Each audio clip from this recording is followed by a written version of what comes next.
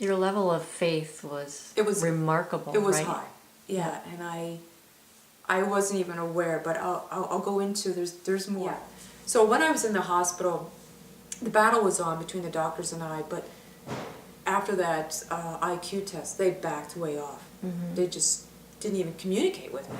So I was free to go head on into my therapy, which is exactly what I did. I, worked overtime in the occupational therapy, which is working with your hands, and I worked overtime with a physical therapist, which is basically the rest of your body, getting it moving again, and whatnot. And I was determined to leave that hospital without a wheelchair.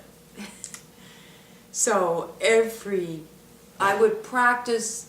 I would order foods that would work my hands, like hard-boiled eggs, so I'd have to take the time to peel off the shell, or and this is where my family, my sister was great.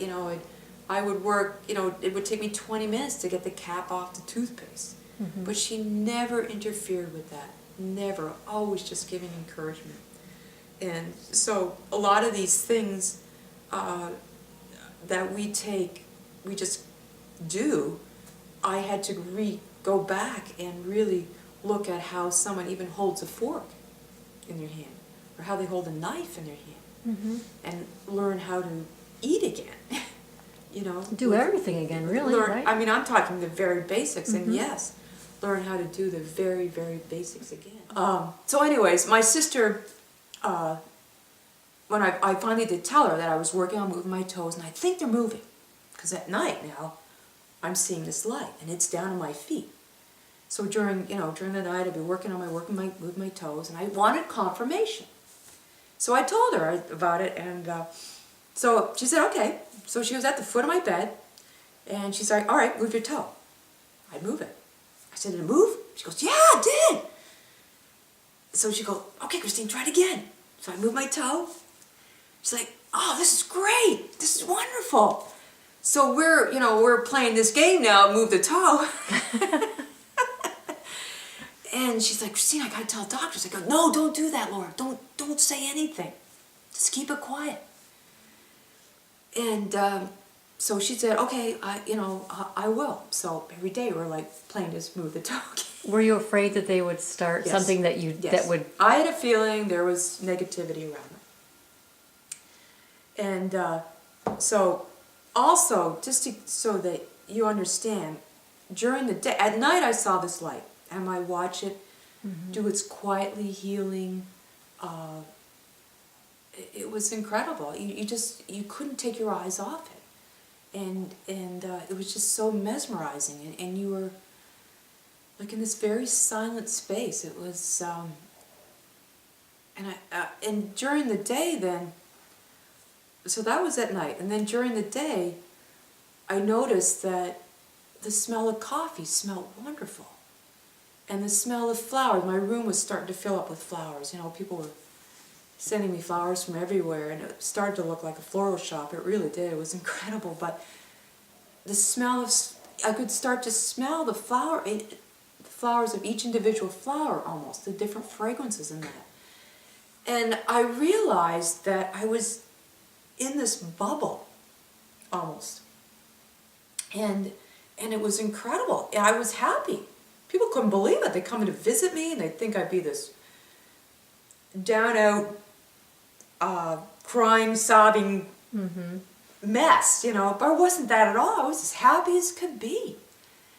And they were amazed, and they would just go right into agreement with it, and we'd be laughing around, joking, and yeah, I'd be in bed immobile, but we made the best of it. Right. And they couldn't believe, they would walk out commenting to my family, they couldn't believe how happy I was. But anyways, after my sister and I had this secret, she couldn't quite keep it to herself, and I must admit, I was getting to the point where I wanted the doctors to know about it, and but I'm sure she couldn't wait to, like you said, to tell your family, Yeah. especially. Yeah. So Yeah, she couldn't wait. Right. So we did. She finally told the doctors, and we would have what they call meetings every 2 weeks, some of our progress meetings, I believe, and it would be all the medical faculty that worked on me. That I had numerous operations. There was all host of doctors as well as psychologists and nurses, and it was a real team. My family was there. I was there, obviously, and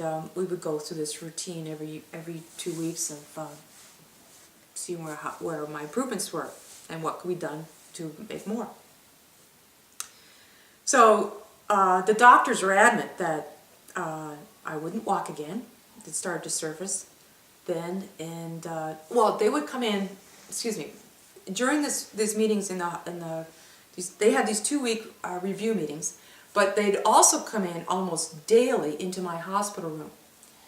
And they would come in, it was a teaching hospital where I was, so they'd come in with all these medical students as well as the 2 or 3 doctors that were the head of these students. And they would come in and they would say, Miss Jen, studies show 98% of the people in your condition never walk again. So again, I'm thinking, well, they didn't say 100%. What about that 2%? So I perk up and I say, well, what about that 2%? I want to know about that 2%. And they go right back and they say, 98% of people in your position never walk in.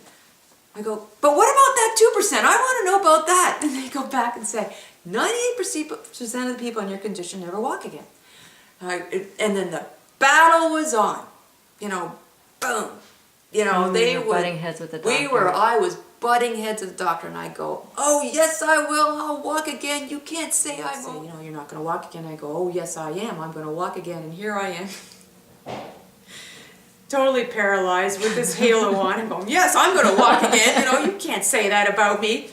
And I remember thinking that when they left, how that doubt would rise up. Gosh, maybe they're right. I'm in this condition. Maybe I won't walk again. Oh my God, what's going to happen? And that doubt started to creep in. And it can become very overbearing and overpowering. And then I thought, geez, they have no right to take my hope away. That's my hope. And I often thought, wouldn't it be nice if the doctors came in and say, oh, Miss Jensen, 98% of the people could walk again. 98% of people in your condition could walk again if they applied this and this and this and help themselves get out of their condition. Mm-hmm.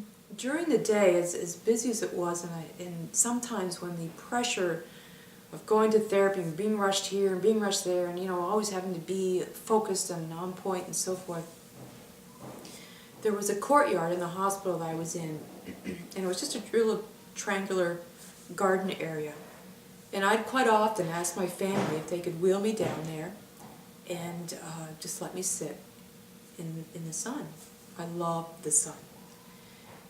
And at that point, I only had feeling from this point up. Mm-hmm. So I could only feel really on my face. And I would just sit there and I would feel the breeze, the summer breeze, just flow over my face. And I realized that those were really special moments. Because without myself knowing it at the time, I was connecting again with the greater life. In those quiet moments and just those special times where you find ways to hang on to even the tiniest thread that you may have that gives you that hope to go through the ordeals and traumas and experiences that you need to get through. It was like being skiing down the mountain or being on the beach or something, right? Exactly, yeah. So I mention that because there were many of those. I remember even drinking a cup of coffee, how wonderful it tasted, and just savoring every moment of it. And again, I realized, without myself knowing it at the time, but I was connecting again with the greater life, and again, just taking time to smell the roses, literally, and the flowers in my room, and just enjoying that fragrance that was just so, it was just so magnificent. I mean, it was just overemphasized. Maybe my senses were heightened. I'm not sure. Definitely but sensitized, it sounds like. Definitely very sensitized, and just enjoyed those sacred moments. And my sister, she stayed in a hotel, and the hotel had a pool. So on the weekends, she'd just wheel me down to the hotel, and we'd sit in the pool, and she'd just get me in the pool, and I was like a free person again. I'd learned to walk. I learned to walk again in the water, walking around the pool, and I'd have my lunch in the pool. You know, I'd come out of there so tanned and everything. The next day, nice. or Monday morning, when their nurses are coming checking up on you, like, what have you been doing? You know, You're getting all that sunlight and that water. Just loving it. You know, I was in my element.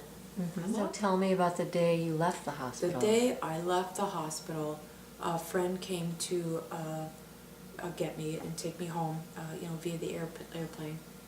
There wasn't a doctor in sight, and I packed up. He packed up all my clothes, basically my clothes, and the flowers we gave away, and we walked. I walked out of there with a cane on his arm, carried my suitcase, and we went. There was no one. No fanfare. It was very quiet, and I left. It's just remarkable you walked out of there. Yeah. I mean, you didn't even leave in a wheelchair. You No, walked I out walked of the out. hospital. I was determined to get out of there and I think that really helped a lot too. Now I had a pool at my own house, so I could continue this pool therapy, and it was great because it was just an above ground pool. It was perfect. I'd get in it and I'd run. Just run in circles and get the water going and turn around and run the other way. But it was the feeling of running again. You know, I was captivating those feelings that I knew were there. I used to run all the time. And it was low impact and It was probably low strengthening impact, because you're against the strengthening. resistance Your of the fall water. doesn't and- hurt, Exactly, you know? yeah, perfect. So I really did a lot of therapy in the water, which is very helpful. Everybody. Sorry. Just hope you enjoyed Christine's great story. She has so much more to tell, and hopefully you'll get to read about it in her book someday soon. I hope so. I got to get busy with that. Yeah. Thank you. Thank you Well, so thank much. you for this wonderful session. It was fun. lots of fun. It Yeah. was, and I know we're going to be talking a lot more. So, but No problem. yeah. Thanks everybody. Bye.